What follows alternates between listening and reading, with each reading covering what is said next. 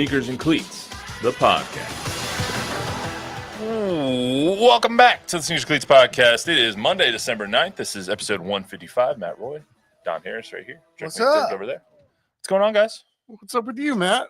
I'm good. Start another week. Couldn't be better. Forks up, baby. Yeah, congratulations to your Arizona State Sun Devils. Yeah, couldn't have been better. Watching the game through one eye open in the first half, and then the second half, I actually left the house. I'm one of those superstitious people who, like, if we're winning and everything's going well, nobody move. And so I had to go to a baby shower on that day. So at 1 o'clock, the baby shower started. So we left, and I was like, God, if we lose, I have to leave the baby shower and go home. Like, I have to lay back on the couch if we start losing. And so I got to the baby shower. Luckily, they had the game on at Alamo Cafe where the baby shower was being held. And three turnovers later and 3 touchdowns later, I was like, all right, well, I'm watching every game here from now on, apparently. So turned out pretty good. But yeah, my weekend was solid, guys. How about you guys? Without incident, as Chuck likes to say? Yes, free of incident, lots of rest, a lot of fun. Yeah, I went to Austin for a music show, had a really good time, had a really good meal. You ever eaten at the Roaring Fork? I haven't spent a lot of time in Austin. Very, very nice. What makes the fork roaring? I don't know. There's a fork, but since it's roaring, it is the Roaring Fork. Very, very good. The Roaring Fork in Cibolo? In Austin, downtown Austin. Yeah. Huh, interesting. It's a good time. The Paramount Theater is a lot like our Majestic, maybe a little smaller, but very old, like 100 years old and really nice. Good music background. Well, got a lot to talk about. We didn't have a podcast on Thursday because we had some, Mark Broussard. Scheduling issues, but back today. Happy to be back here sitting next to you guys. Before we get started, I want to remind everyone, subscribe to the YouTube channel, News 4 Fox SA. If you're so inclined, download, rate, review. The podcast last Monday did extremely well, so thank you to everyone who tuned in and downloaded, rated, and reviewed. We got Spurs back in the win column last night, beating the Pelicans 121-116. Pelicans maybe the most injured or second most injured team in the league right now because of how many people are down for them. I think the Magic also might be on that short list of superstars. Magic still wins, though. I know Magic are winning, but I don't know how they're doing it with 2 guys with torn obliques out for the year and 2 of their best players. So we can talk about that. We're also going to talk about Chris Paul reaching a huge milestone, becoming the second leading assist man in the history of the NBA, passing up Jason Kidd with 12,099 now, I believe, is what he has. Wow. Really cool moment last night when that happened. Plus, the Cowboys, once again in prime time, and this time still with a chance to make the playoffs, I guess. They're playing the Bengals tonight on Monday Night Football. What can we expect from them? Will a 6-7 record, if they win tonight, cause you to start having a little bit more belief in this team, even though they start to be seem to be hitting their stride a little bit? Might be getting some reinforcements back tonight with Trayvon Diggs and all those guys. Talk about that. Plus, the college football playoff revealed. We have our sheets of integrity. The bracket has been revealed. And so we'll talk about the CFP, and I'll try not to talk too heavily about the Arizona State Sun Devils. So I don't know how successful I'll be. But we do have trivia today. Back. Mamas, don't let your kids grow up to be anything but baseball players, all right? Juan Soto signs a 15-year, $765 million contract. How old will he be? He'll be 41 at the end of this deal. And what's his last year's salary? His last year, it'll be 55 if he resigns. There's an opt-out after the 4th year. 55 million at 41 years of age. The best part about this is, before we get to the trivia question, the best part about this, I did the math last night. He makes, for the next 15 years, $5,821 an hour for the next 15 years. Right, just bucks. Just at the time we're making this. $51 million a year. It's insane. Yeah. Anyway, so my trivia question is off of that. Juan Soto has the most walks of any player through their age 25 season. Who is second among in NBA or in MLB history? Who has the second most walks through their age 25 season? I don't expect either of you to get this, but I thought it was interesting. Does he have 500 home runs? I believe so. Maybe Bonds then? It's a good pick. He didn't cheat. I'll give you that. But Bonds got we a don't lot know of that his Bonds laters. cheated either. Bonds cheated Wink, later. wink. Later. Who hit a ton of home runs early? How about Fat Albert? How about Willie Mays? Okay, that's a good guess. It is Mickey Mantle. Mickey Mantle is 99 short of Juan Soto. Juan Soto, through his age 25 season, has been walked 769 times. Mickey Mantle had 670 through his age 25 season. I was just reading an article this morning, thought that was interesting. So I figured, and I wanted to get Juan Soto into the podcast somehow because I just can't believe how much he just signed for. I have a picture in my phone of all the Nationals walking out of Houston for Game 7, and he had a bottle of champagne in his hand after they won the World Series. He wasn't old enough, right? That's what I was thinking. It's like, oh man, this might be a scoop. Take a picture of the guy with a champagne bottle in his hand. He's not even of age. Yeah, I thought he just turned 21. did he? So good for him. That's my memory of Juan Soto, and now my memory is going to be a lot different now with that kind of bank. Jeepers creepers. My goodness, I didn't think anyone would surpass Shohei Ohtani 700 million last year. I mean, he still wins the AAV award with the 70 million a year, 10 years. What are the chances though that these guys really see all that money? Are they? It's guaranteed. It's fully guaranteed. Yeah. He could get hurt tomorrow. He'll still have that money. Man, it's insane. Anyway, I'm sure there's different clauses in the contract, but besides the point, it's fully guaranteed contract. None of it's deferred either, which means Steve Cohen's just going to be writing checks, baby. He's just writing checks as soon as that day comes up. Anyway, let's get to the Spurs here. A couple of things I want to get to. Spurs beat the Pelicans last night, 121-116. Wasn't their best showing, especially when you're playing a team that's as injured as the Pelicans are. Scary moment earlier in the game. Wemby just coming back from a back injury, tweaked it again early in the game last night. Decided to come back early in the second quarter. Still ended up with 25 and a pretty good stat line. But he said after the game he wasn't very worried, but this injury is annoying and it's painful. How concerned are you guys? Because this is now the second or third different tweak that he's had this year. How concerned are you guys with Wemby and his injury history for this season? I'm not. I mean, he's got a unique physique, and guys go through things. As long as it's not structural and it's just muscular, I take them at their word that it's nothing serious. You just have to monitor it and make sure this guy really takes care of his body, and he's got like 4 guys in charge of stretching him. And so I don't think it's an issue. I'm not concerned of him missing, months or anything like that. It was a weird game last night, right? Because there were a lot of guys going to the locker room. Yeah, I have that in here. Castle got dinged. Keldon. And he came back. Collins. Keldon, came back. Keldon did not come back. He had a calf injury. So, yeah, that was, talk about it being just a regular Sunday night game against a team with 5 wins. All of a sudden, that was going to be one of those games that you looked at, first with Wemby and then with Castle and then with Keldon. It's like, geez, this is turning out to be quite the brutal game, or potentially. So luckily, 2 of the 3 guys came back, but we're still waiting to hear what's up with Keldon. Yeah, luckily not huge injuries. I mean, we've already had the Jeremy injury, broken thumb. He's back now, luckily. Devin with his foot, they're still kind of injury managing him thus far into the season. But it's these soft tissue ones that can remain nagging throughout the season, which I'm a little concerned about with Victor. Like, is he going to be? Mitch talked about it a little bit last night about getting your rhythm, and having 2 days off kind of disrupts the rhythm. And he said he hates that. Well, now they're going to have a week off with the tournament going on, right? Which I think is good for Wemby in this situation. But also it disrupts the rhythm of the season. You're taking a week off in the middle of the season. It's not like the All-Star break where you maybe have still some activities to go do. You're really taking a week off in the middle of the season. Obviously, you're going to practice throughout that, but is that going to disrupt the rhythm even more? These soft tissue injuries are always those ones that are kind of nagging, that calf injury, that lower back, that maybe that hammy, things like that. And so I always get concerned about the longevity of these players when you have something nagging at you like that. Good question. Good question to wonder about here. So they played Sunday. They don't play again until Friday. Mm-hmm. During the All-Star break, in the collective bargaining agreement, these guys are off. They go to Cancun, whatever. This is an odd scheduling deal where the other teams are playing games. I would think that the Spurs would be allowed to practice. Yeah. And even practice hard this week if they wanted to. And I think that's really good for this team because you don't get very many practice days in the NBA. Wemby can get his rest. They can go hard a couple of times. I think this is a great little break for them. Yeah, I think so too. I mean, just on the surface, they were rolling. They were playing pretty well. I mean, you watch them night after night during that 6-game stretch where they won 5 of them. And it looked like, okay, this is starting to look like basketball. This is looking like they might have a good little team here.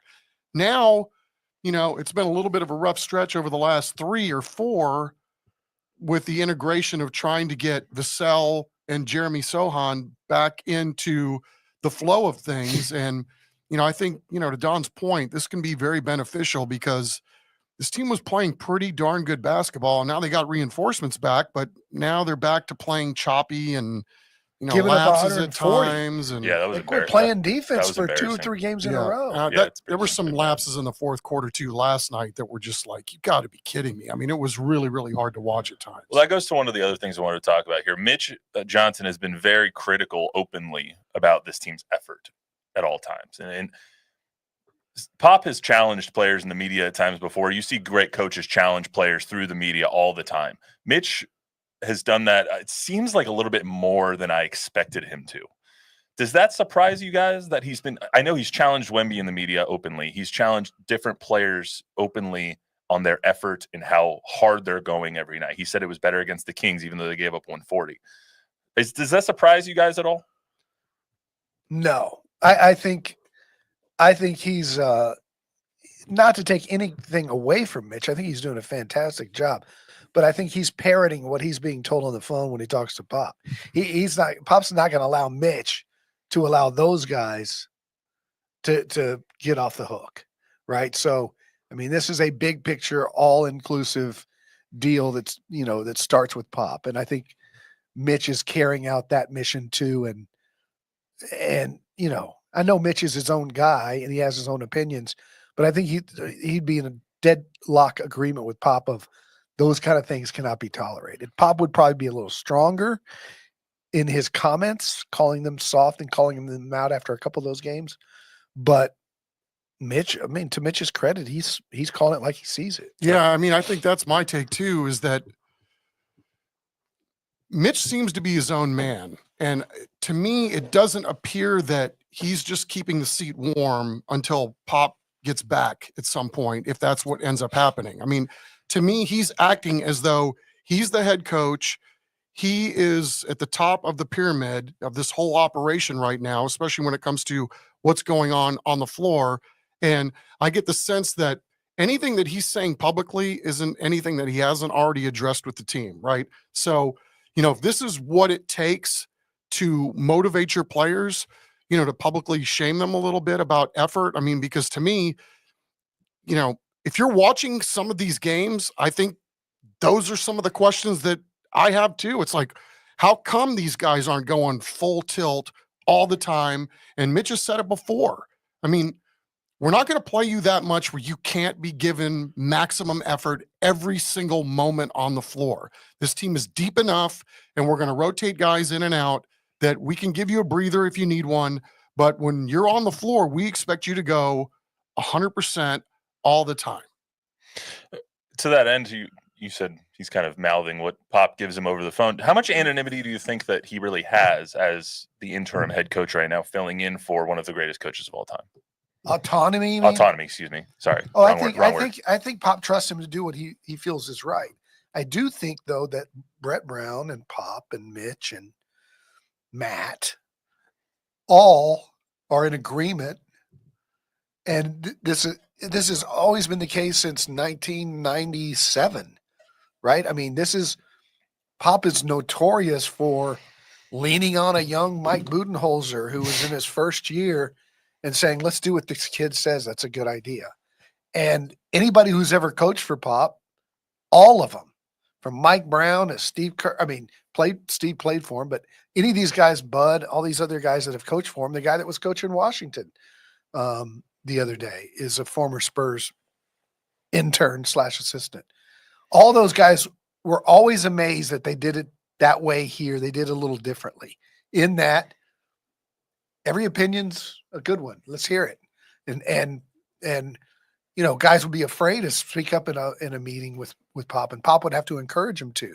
So I think, Pop encourages Mitch to be Mitch. And if he's got a great plan that's different than Pop's, or that's we don't know if it's different from Pop's because Pop's not talking because of his health, then he's going to trust Mitch. And Brett and all of them. And he has autonomy because he's the guy that's been selected to be in that seat. But to know Mitch is to know that he's also leaning on Brett Brown and leaning on Matt Nielsen and leaning on Pop for their input. RC too, I think. Brian Wright too. Yeah, I mean, we haven't had any updates on Pop, so I don't know if there's any conversations going on between Pop and the organization at all. I'm just, my eyes tell me that Mitch is in charge. Mitch is the man. Mitch is the guy that's figuring out who's playing. He decides who to sit when he doesn't like what's going on. And I mean, I'm going to just leave it at that. He's got a Steve Baser like growl after the game too. I kind of like it. Yeah, he loses his voice every game. What's up, Pop? So Robert Smith has got a comment. Robert, welcome back. A regular watcher / listener. First of all, he said belated happy holidays to everybody. Happy holidays. And then he said he's glad to see CP3 get the record, but he likes more that the team found a way to win last night. Yeah, it's another one of those games that we've talked about, right, where the wheels came off and New Orleans went on a 13-0 run or something to come back and get in it. And did they take the lead by one? Yep. Yeah. And then they find a way to win that. I think that's a game they lose without CP3 last year. Yeah. Chris Paul looked like, what are these guys? Like, he's on the court sometimes, and he's a coach on the floor, but he looks so upset at his teammates right there. It was like, are you guys playing? Like, there was no focus at all going on. And he's the rest of us, right? Yeah. Chris Paul's saying the same things, and it was cool. I think you're going to play the clip where they gave him that gift. Yeah. That's coming up next. And a couple of times in his little speech, he says, I know I'm a lot to deal with. And he's talking about, how much he demands. I'm a pain in your rear end. Yeah. But that's exactly what this team needed. Yep. Anything else, Bob? Who's watching? It's Tom from Guerrero. the business office. Tom Guerrero. Shout out Tom Guerrero. What up, Tom? This is nice to be on Tom's lunch break with him every Monday and Thursday. These players get paid to play, no excuses, not to put their best effort while on the floor. Amen to that. Don mentioned it a little bit. The ceremony, for lack of a better term, after the game of the Spurs giving CP3 a plaque and a big kind of a poster board looking thing with all of the names of all the players he's assisted. I think it's 123 players, 128 players that he's given an assist to. The most of them, I think it was DeAndre Jordan and Blake Griffin, have the most from CP3. But little ceremony in the locker room after the win last night. Was actually really cool by the Spurs social media team. This is every teammate you have assisted on in your career. We have all watched and admired you in this long journey. And we've all been privileged this year to experience it up close. It's been a hell of a journey. We are very, very privileged to be a part of it. And in typical CP fashion, after he passes Magic and J-Kid and in all the milestones and accomplishments he's had, this is at the top as the number 2 assist guy, and he got it with the win. Man,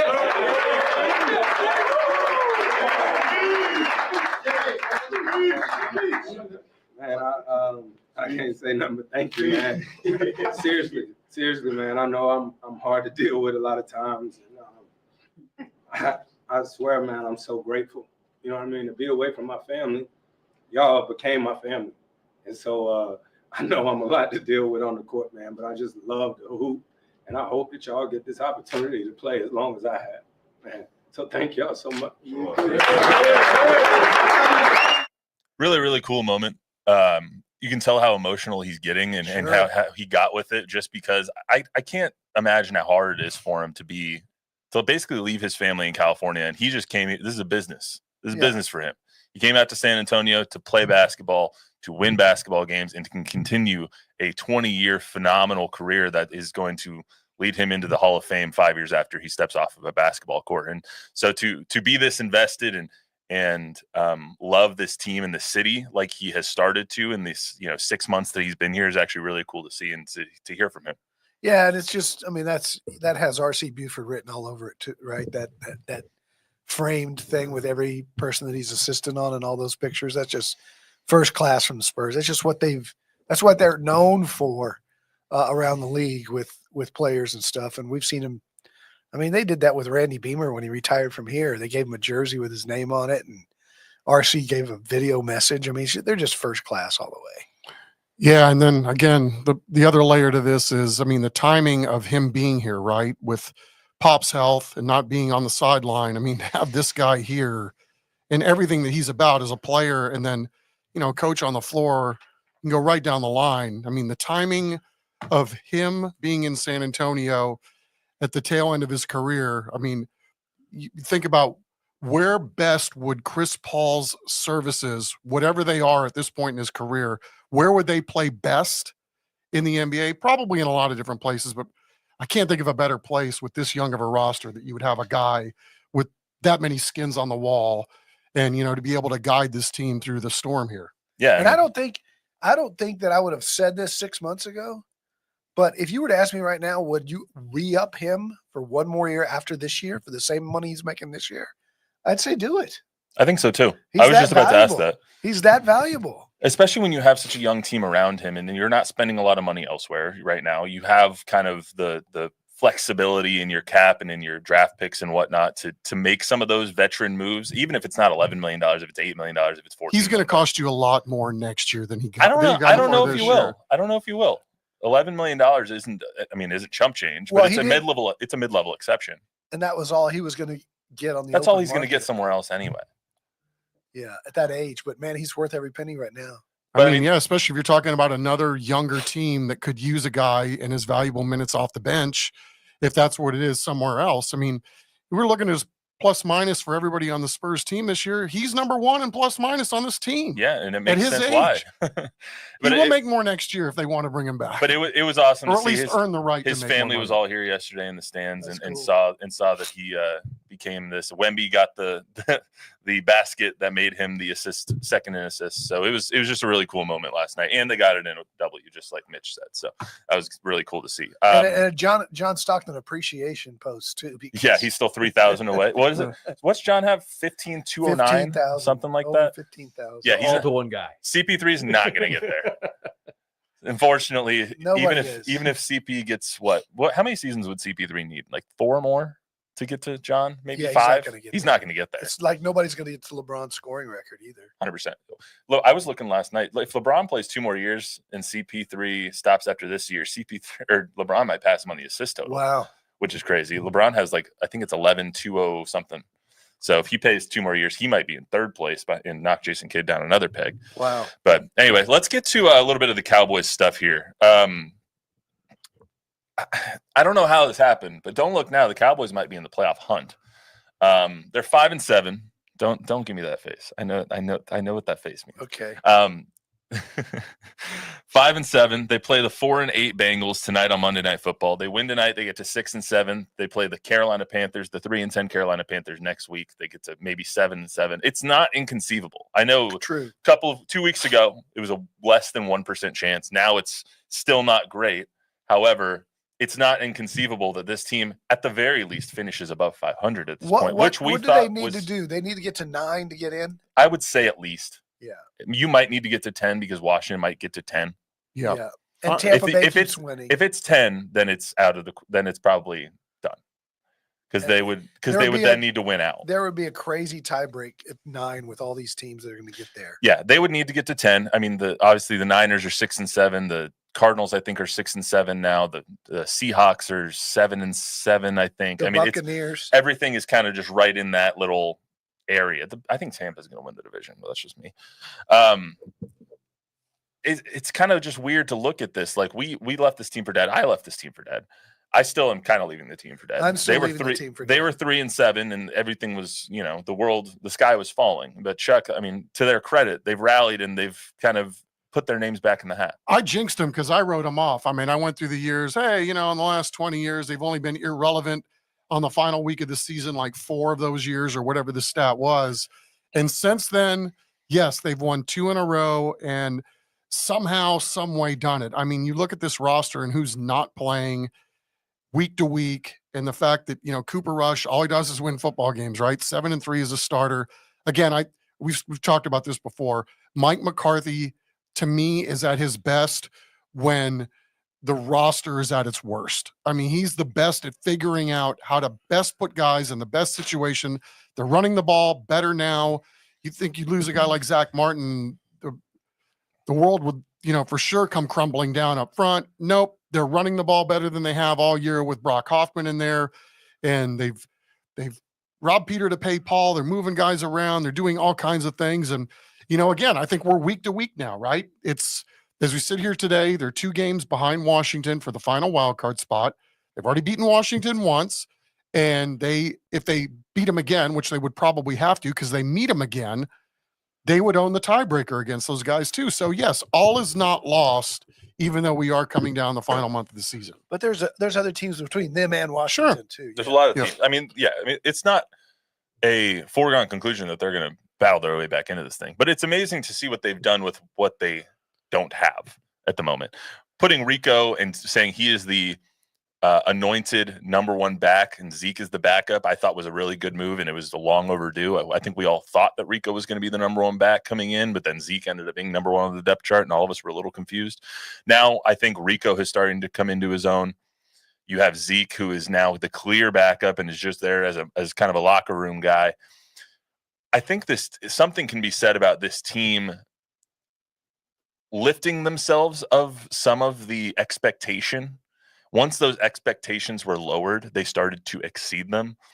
But I don't think the expectation level changed, if you know what I mean. Like, the level was always here, but our expectations coming in were here because they're coming off 12-win teams or 12-win seasons. But now our expectations are down here, so now it looks like they're exceeding them. You know what I mean? I'm just, it also goes to show you too. I mean, everybody's saying, okay, tank the rest of the season. Let's get a first-round draft pick and all that nonsense. I mean, these seasons are too long. I mean, even a team like the Carolina Panthers, who the Cowboys have to play down the stretch here, they're not going to be an easy out. Ask the Eagles yesterday. You're getting everybody's best punch because jobs are on the line week to week. And then also, a lot of these guys, even if your team's record isn't that good, you're playing for a spot somewhere the next year. And if you've got bad tape or it looks like you're tanking, I mean, it just does not happen in the NFL. There's too many jobs at stake. There's too many dollars at stake to do this. Chuck, to that end with the Panthers, I was just looking at some of the look-ahead lines today because I like seeing who's favored and whatnot. And the Panthers are favored next week against the Cowboys. No kidding. Yeah, it'll be the first game in 34 games if it holds. By kickoff, it'll be the first game in 33 games that the Panthers are favored. That's what people think of the Cowboys right now, and that's why I think we're seeing them exceed what our lowered expectations are. I think that's fair too, but I think also too Carolina has shown over the last month. I mean, they're pretty darn good. They should have beat Philly yesterday. They had a ball in Xavier Leggette's hands to beat Philly yesterday, and he dropped it. Couldn't they have beaten the Chiefs? They should have beaten the Chiefs too. Yeah, they should have won both of those games. Bryce Young has been playing extremely well. As far as the game goes tonight, they're getting some reinforcements back. You got Zach Martin obviously out, Juanita Thomas out. Everyone else is kind of up in the air. Tyler Guyton might play. That's a little bit questionable. Trayvon Diggs might play. Hopefully he does, so we can actually see him and DeRon Bland on the field together at some point in their careers. And two. You have all 3 of them at the same time. Exactly. But do you guys think that Joe Burrow in this offense is one of the best in the country? It's one of the best in the NFL. They've been scoring 30+ points a game every week, what seems like all year. Their defense is bottom 5 in almost everything. I put it down here. They're bottom 5 in defensive yards allowed, points allowed, passing defense, red zone defense, and third down defense. I think my question going into this game is, can the Cowboys keep up? Yes. But it's the question that was asked McCarthy repeatedly over the last week, which is, are you going to play for basically 3 and 4 yards of play, ball control, run the clock, keep their offense off the field? And he dodged the question and smiled all week. That's, of course, how you have to play against these guys. Can they win? Yeah, they can. Will they win? I don't know, but that's going to be the goal. The line is Cincinnati. When I went to sleep last night, it was 5.5. I think it's 4.5 now. So Cincinnati's 4.5-point favorites, which is, I think, crazy. Which I think is crazy. I don't think they're 7.5 points better than Dallas, which is basically what you're saying, because Dallas has the 3 points built in for the home field advantage. I think the line's a little nuts. I think the over-under is kind of nuts too. It's 49.5. So I think if you think Cincinnati's going to win this game, it's going to be a 40-30. If you think that Dallas is going to win this game, it's going to be a 24-21. That's just kind of how I look at it. I just don't know if they can score 24 points on offense without their defense scoring a touchdown for them as well. Yeah. I was impressed with Burrow last week in the loss. I think He impresses. He would be the MVP if they won half of their games. I think they put too many points on the board for the Cowboys to keep up with the rush. I'd say 34-21. Chuck? Man, I didn't know you were going to ask me to pick this ball game tonight. I mean, I'm What just did you think fascinated I to was see gonna what else. I always Fascinated to ask you see to how it's pick going to it. turn off. All right, I'll say 24-21 since you threw it out there. Cowboys? Copycat. Yeah. I think that it'll be 20, just in the sake of being different, 24-20. Actually, I'm going to go 23-20, Cowboys. Wow. But because I think that they won't be able to score touchdowns on all of them. It's going to be 3 Brandon Aubrey field goals. You think the Bengals are going to be held at less than 23? I think 20, just because if this is the healthiest this defense has been all year. Okay. And so if Trayvon plays, I can see a defensive touchdown coming into play with a fumble from Chase Brown. Hopefully not, because I need 16 points from Chase Brown in fantasy. But anyway, so does Javier. I need 16 or 17 points from Chase Brown to get into the playoffs. So that's all I'm hoping for tonight. So anyway, I'm going to go Cowboys win tonight. I really think that the Bengals are just listless, which sucks because I believe it on this show at the beginning of the year, I picked them to be the 1 seed. So let's not rehash that one. All right. Let's get to the CFP real quick before we get out of here. First ever 12-team college football playoff was revealed. The Longhorns are the 5 seed playing the 12-seeded Clemson. Your byes are going to Oregon, Georgia, Boise State, and my Arizona State Sun Devils. What did you guys think of the kind of how everything put together? Did the right teams get in? Because I know there was a lot of talk about Bama, a lot of talk about Ole Miss and Miami maybe getting in over SMU, who is not a conference champion, but only has 2 losses all year. Did you guys think the right teams got in? I do. I mean, I think Alabama could have gotten in, but with 3 losses and with the way they lost to Oklahoma, I don't know why there's all this complaint about, well, if the schedule doesn't matter, the schedule doesn't matter, then we'll start scheduling people in They didn't lose to people they scheduled in non-conference. Exactly. They lost to SEC teams. To 2 SEC teams, one of them a bad SEC team. So I don't think they have an argument here. I think SMU could have easily been left out had they not played well in the second half of that game. Right. I think so too. And I think the fact that they made it a game and made it an exciting game got them in. I think Texas got a really advantageous bracket. They're going to be 2 touchdown favorites against Clemson, and I would think they would be 10-point favorites. They're 10.5-point favorites against Clemson right now. 10.5? 10.5 is what the line opened at. And then Arizona State, they're going to be favored. They'll be 3 touchdown favorites in that game. Yeah. If they win against Clemson. And so they've got where they go, home game, Peach Bowl, and then Cotton Bowl. I don't know how easy that Clemson game is going to be, because Clemson's one of those teams where you get, either the best of times or the worst of times. Like Cade Klubnik and is either really good or really bad. Yeah. And so I don't know how that game's going to shape out. It's either going to be a Texas win by 3 touchdowns, or Clemson is going to keep it close and it's going to be like a field goal contest. Penn State's got a pretty easy road too. That's what people were saying, that Texas and Ohio State kind of got screwed because, I mean, Texas has to go through the best team in the area and go through Arizona State in the second round. So best team in the country, obviously. Penn State, on the other hand, has to go through SMU, who got a little lucky to be in, and Boise State, who, is a group of 5 school. So I think the way everything's shaped out, people are blowing it out of proportion. The seeding is what everyone has an issue with now, just because they can't really find any issues with the teams that came in. So now they're trying to pick apart the seeding. If you win your conference, you should get a bye. I think you can't give 5 byes. If you win your conference, you should get a bye. SEC conference got a bye. Big 10 got a bye. Big 12 got a bye. ACC didn't, because their conference kind of sucked all year. They had 4 good teams in the ACC. Yeah. Miami would have gotten a bye if they didn't lose to Syracuse. Miami, or who's the other good team in that conference that I'm forgetting now? I don't know what it is, but Clemson barely got in because they won the conference. Yes, they have 3 losses. Yes, Alabama is probably better than Clemson. Yes, Alabama is probably better than SMU, but don't get blown out by and embarrassed They're better by than Oklahoma. Boise too. They're better than Arizona State too. Hey, Alabama's better than Arizona State. we don't know that. We'll never know, right? We don't know that, Don. All right. Cam Okay. Scadaboo is the second best running back in the country, and it's not even close. They're probably better than Indiana.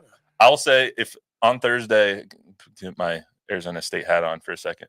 If we'll find out tonight, but if come Thursday, Cam Scadaboo is not in New York at the Heisman ceremony, I'm protesting college football forever. Have you ever noticed that? Write this down. He's protesting forever. Forever. Do you At least for a week. do you notice that Cam Scadaboo and Jack Black are never in the same room at the same time? He's the biggest bowling ball of a little running back I've ever seen in my life. His contact balance, as Jesse Palmer liked to say, he's phenomenal. I can't believe it. Man. How good he is. Pick me a winner, guys. And Chuck, if you didn't think I was going to say pick me a winner, then you haven't been doing this podcast for 155 episodes with me. The Fighting Irish of Notre Dame. I could see that happening. That's a really good You know Indiana what? bowl I think up there. I don't have a problem with anybody that got in. USC honestly. fan Javier is not liking that pick. Right? Yeah, USC played them pretty good after Notre Dame was rolling there. But Yeah. these games are going to be cage matches. I mean, how many of these teams are going to be healthy when you get to the national championship game? That's what's going to be intriguing to me. And I think health is going to play a big factor in who wins. And also, I think the teams are the most physical too, because, Clemson was really, really physical to start that game. And I think that caught SMU by surprise, but SMU ended up catching up a little bit in the physicality department later in that game. But, Georgia's super physical. Texas on defense. I mean, who wants to play with 4 playing back there on defense? No, thank you. I mean, there's so many really good physical teams. I think the team that stays the healthiest is going to be the one that wins this thing. I like looking at the bracket. I like Penn State, Georgia, Oregon, Texas. I'll take Texas because it's going to be in the Cotton Bowl. Georgia. So you'll take Texas over Oregon? Yeah. Okay. And then I'll take Texas over Georgia for the third time. I think Texas is the best team I've seen. They haven't played great. They didn't play great against A&M. They dominated that football game. Could have been 41-0. Instead, it was 17-10. 17-7. 17-7. It should have been 17-10. It should have been Or 17-14. 17-13. Yes. They dominated the Georgia game. And again, a couple of plays. I think their best football is ahead of them, and they're just as physical as anybody.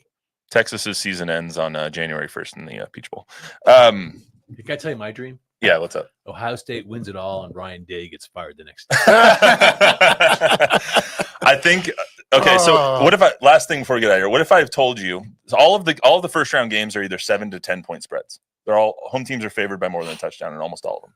At least that's how it opened. It was like 7.5, 8.5. If I was to tell you there was one upset in the first round, who is that upset? Which road team upsets the home team? Tennessee, Ohio State. Tennessee over Ohio State. Okay, it's a good pick. Indiana over Notre Dame. That's the one I was thinking.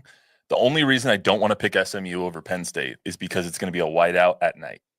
And I don't think SMU has ever played in a atmosphere like Penn State whiteout night game, cold. Yeah. Yeah, Penn State's better than I think people think. I think Penn State will roll SMU. I think if I was to pick one upset, I think it would be Indiana over Notre Dame. I'm just not sold on Notre Dame. It seems like in my second one would probably be SMU, just because of small game James Franklin. I just don't think he's the best coach for this team, and he always loses these big games. He always loses the big games. It's always close enough to where he can represent his team to the boosters, but it's never close enough to win the game. So I would think I would pick SMU. As a winner, obviously Arizona State's going to win the whole damn thing. So That would be cool if that happened. I'd be all for that. Works that, baby. Best Arizona State team since Danny White, 1975. Best Arizona State team since 1996 for sure. That's the last time they won it. Jake the Snake. It was Jake the Snake. That was the last time they won an outright conference title. So anyway, that's all we got for you today, guys. CFP. Peace out. The Sneakers Cleats podcast brought to you by Don Harris. That's all we got for you down on Sneakers Cleats podcast. Remember to download, rate, review, subscribe, give us a 5-star rating, tell a friend, tell an enemy. Thank you for everyone who's tuning in. Sorry if my hand gestures aren't best for the download, rate, review part of this. But anyway, I'll get better to the audio audience. We'll see you back here on Thursday.